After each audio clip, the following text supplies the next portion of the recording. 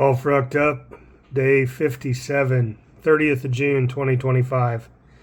So I don't really have an agenda this evening. Not that I really have any kind of talking points written down. It's more stream of consciousness than anything. But, tonight I'm just thinking about giving a shout out to the veterans. And, that was kind of spurred on by stopping on the way home at a small general store and seeing a guy that was wearing a USS Carl Vinson ball cap and t-shirt.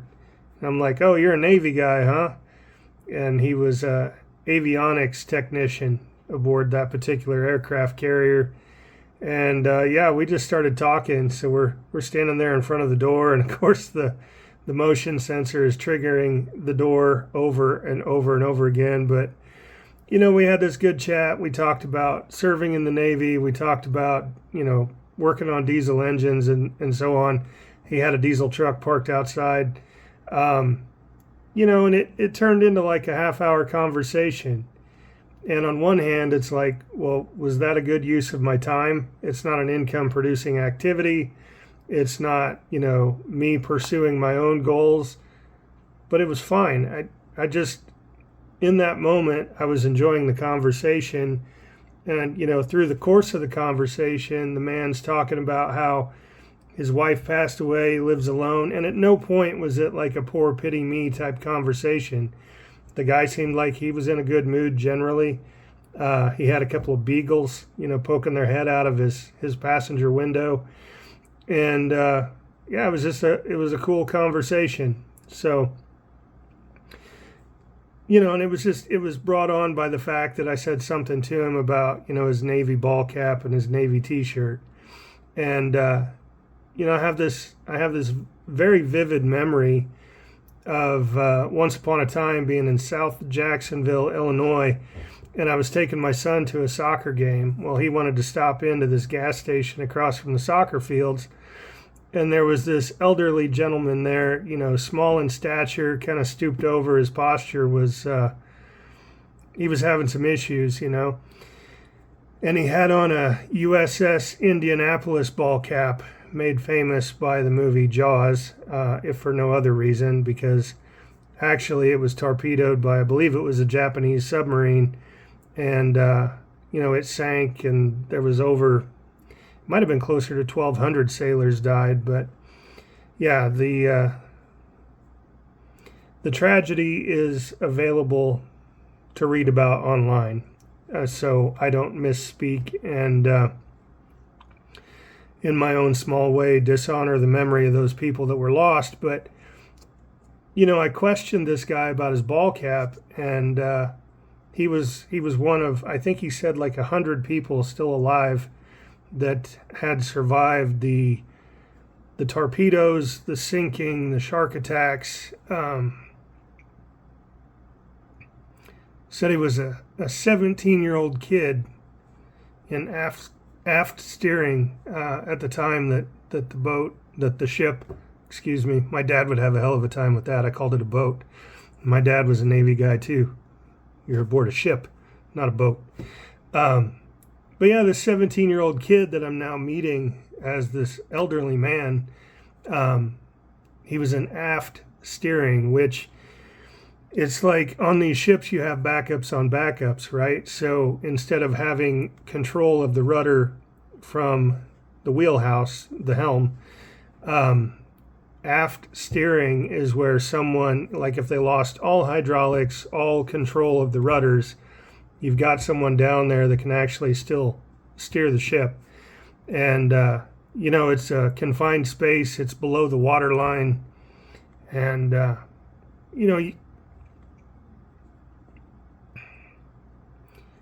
meet some interesting people through organizations like the VFW and American Legion and so on. And, it's like, society gets so busy so often that we just don't make conversation with other people.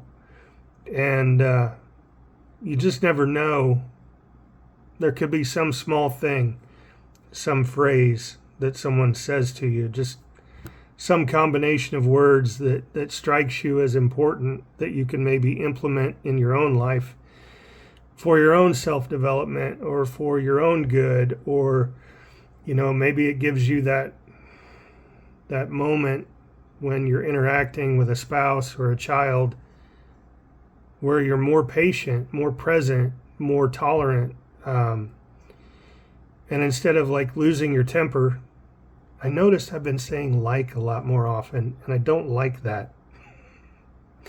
But in any case, we can shift our awareness based on interactions with other people.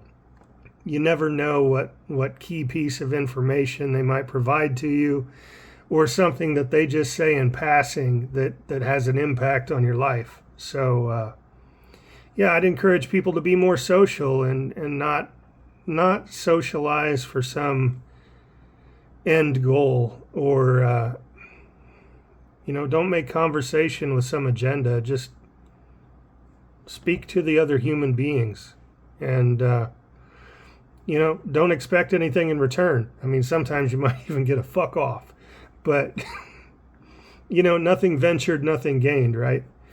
So yeah, and the tie-in, I think, for this current diet that I'm on is I just, I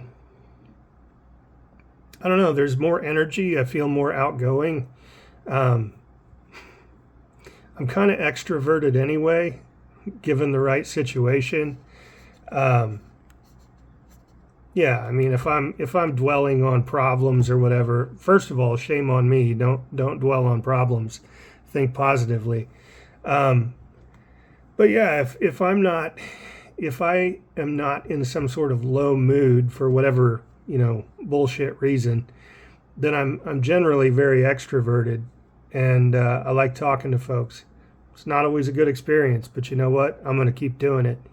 But yeah, on this diet, it seems like it's like another level of energy. It's another level of wanting to interact with others. And yeah, tonight it ended up being a conversation that spanned about 30 minutes with a Navy veteran, and he kind of seemed to indicate that it was the high point of his day. So that felt good. But it was also a good conversation, So, any case, look after your health.